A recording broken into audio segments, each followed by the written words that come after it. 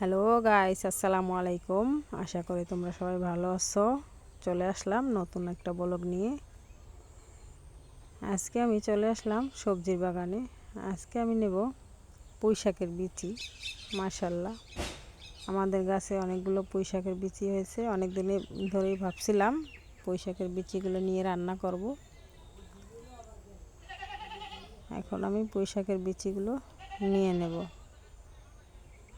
তোমাদের কার কার কাছে পুঁইশাকের বিচি ভালো লাগে? আমার কিন্তু দারুণ ভালো লাগে, আমার অনেক পছন্দ। আমি পুঁইশাকের চাইতেও বিচিটা বেশি ভালো লাগে আমার কাছে।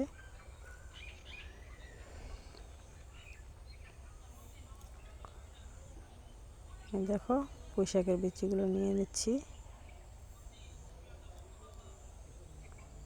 আর আমার ভিডিওটা যদি তোমাদের কাছে ভালো লেগে থাকে, আমার চ্যানেলটা সাবস্ক্রাইব করে দিও, লাইক কমেন্ট করে দিও। দেখতে থাকো, সাথে থাকো। এই যে দেখো, আমি বিচিগুলো নিয়ে নিয়েছি। এবার দেখাবো আমার সবজির বাগানে। দেখো, লাউ গাছে লাউ ধরেছে। এর আগেও আমি লাউ কেটে নিয়ে রান্না করে খেয়েছি। মাশাআল্লাহ, এবার অনেকগুলো লাউ ধরেছে, ছোট ছোট লাউ, কিউট কিউট।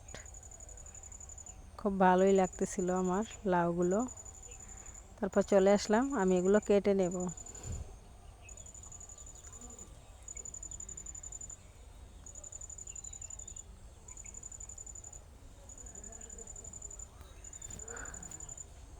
দেখো কত সুন্দর লাগতেছিল।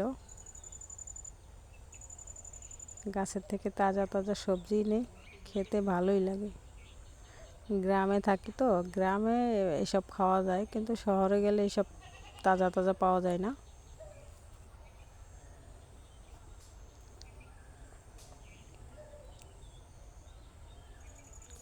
এটা ছোট ছোট করে কেটে নিব, সাথে দিয়ে দেবো দুটো আলু কুচি করে।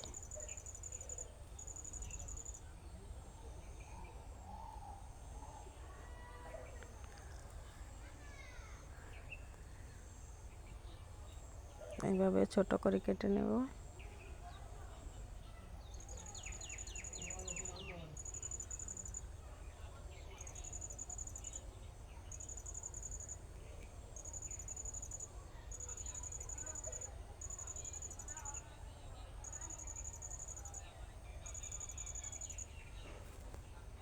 কাটা হয়ে গেছে আমার বিচিগুলো। এবার আমি ধুয়ে নিয়ে আসছি।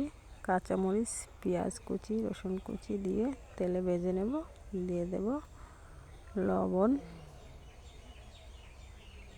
তারপর দিয়ে দেব আমি পুঁইশাকের বিচিগুলো,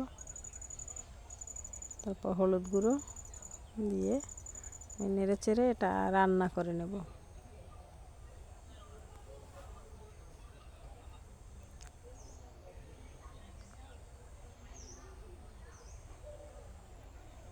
রেডি হয়ে গেল আমার পুঁইশাকের বিচি ভাজি।